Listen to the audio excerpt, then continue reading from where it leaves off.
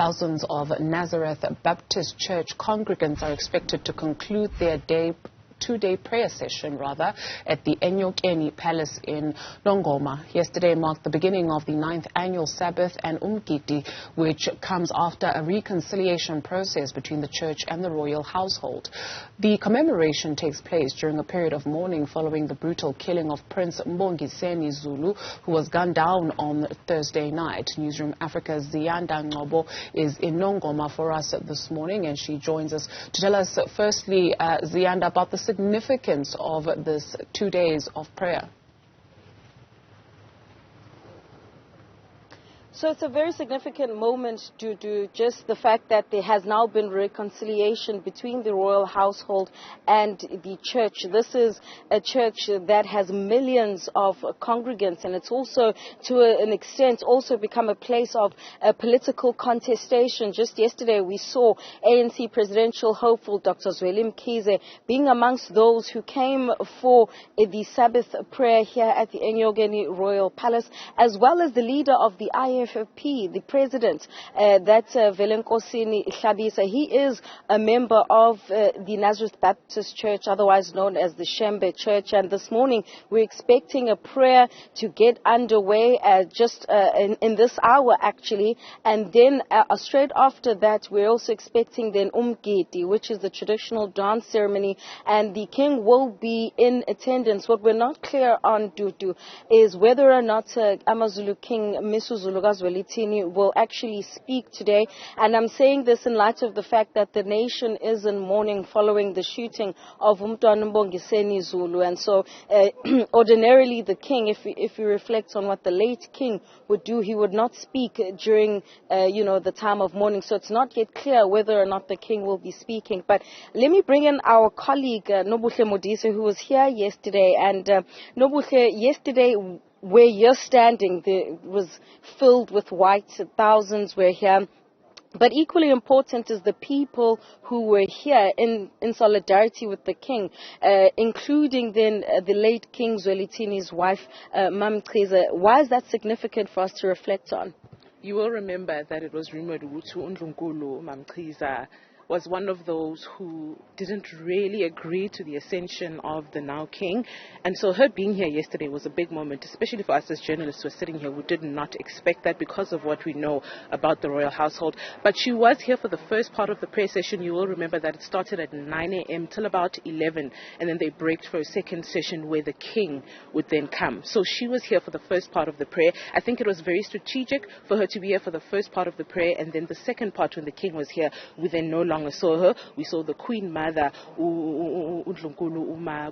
She was here, but at the second part we didn't see Mkhize. So I think it was a strategic on her part to not be here at the same time as him. But she was here because we will remember this entire ceremony was born from her husband, her late husband, King Zwelithini Zulu, who had a reconciliation with the church in 2013. And this is why we are here today. And he had said that the church from then on would now hold this royal Sabbath and Umgidi ceremony here. So I think it would have been in some way disrespectful if she wasn't here, but she was strategic in a way to come here for the first part of the prayer session when the king wasn't here. And of course this is her palace as well. And earlier on in the week, just before the gunning down of Prince Nongoma Zulu, there was one of the late king's sons wrote to King Misuzulu Zwelithini to say, well, this ceremony cannot go ahead until there's been some kind of reconciliation. You'll remember that in the build-up to the traditional coronation, there was some conflict just at the gates of this very palace that we're standing at. Just tell us more about what that was about. So that letter, in detail, we can't say what it says in detail, but it was saying that that ceremony cannot be held here. But then you have to remember that the ceremony came about, as I've said earlier, by the late king Zwelithini Zulu, and that not happening here would have caused some sort of conflict. This is the 9th annual Umgidi, and it not happening here would have raised some eyebrows. So I think as a family they came together to find some common ground. Hence we saw Mkhize here in the first part of that session, and then not around when the king was here. All right, so Dudu, that's our colleague Nobuhle Modise. She was here for the first leg of that ceremony, and we'll both be here picking up then for the second part, where, as I've already mentioned, there's going to be a prayer in the next short while, and then we'll be seeing umgidi, which is, you'll know, it's filled with horns and with drums, as a part of the celebratory party for the Shembe Church. But again, it's taking place under the context that the nation is in mourning. In fact, it was in September when we were here for Ngcobo, the annual reed dance studio, and I was on air with you as well, that after that ceremony, Dr. Blessius Khumalo was gunned down after leaving this very palace in Nongoma. And he was also one of the confidants of the king, Prince Mbongiseni Zulu, another close confidant of the king, very much in the inner circle of King Misuzulu Zwelithini.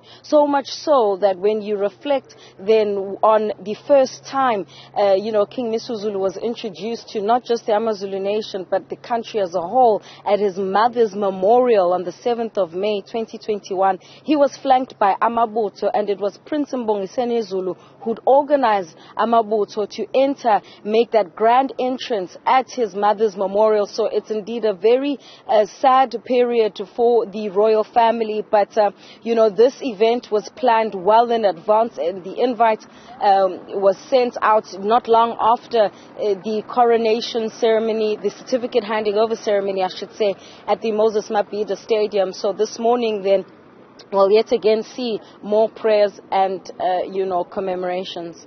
Looking forward to it. Ziyanda, Ngcobo, thank you very much for that update.